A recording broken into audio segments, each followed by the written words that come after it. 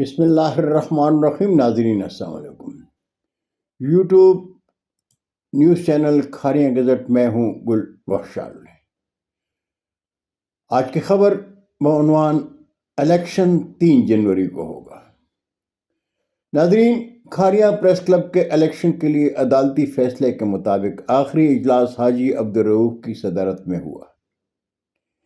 اجلاس میں سال 2026 کے لیے الیکشن بورڈ کے اعلان سے قبل کلب کے تمام اعزازی ممبران کو مستقل کر کے انہیں ووٹ کاسٹ کرنے کا حق بھی دے دیا گیا۔ اس طرح پریس کلب کے ممبران کی کل تعداد 62 ہو گئی ہے۔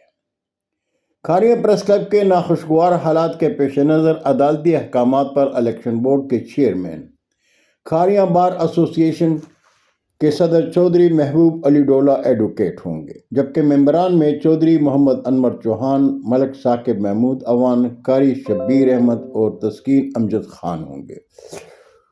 امیدوار 25 دسمبر کو کاغذات نامزدگی جمع کریں گے اور الیکشن 3 جنوری کو ہوگا۔ ناظرین، پریس کلب کے اجلاس میں اپنے آخری خطاب میں حاجی عبدالرؤف نے اپنے دور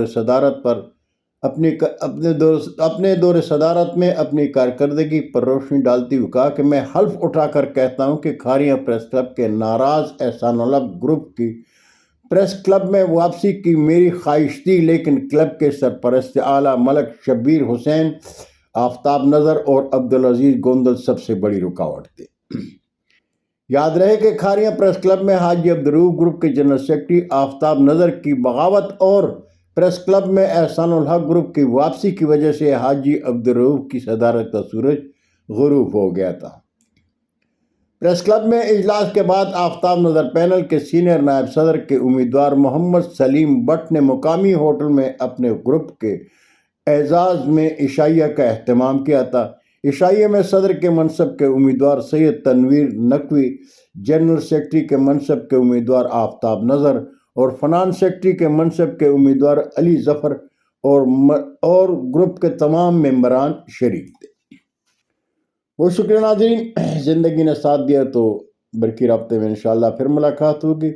جاتے جاتے درخواست ضرور کروں گا کہ میرے چینل کو سبسکرائب کریں، دوستوں کے ساتھ شیئر کریں اور چینل کی گھنٹی ضرور بجائیں۔ اللہ ہم سب کے پاکستان کا حامی و ناصر ہو۔ پاکستان زندہ باد۔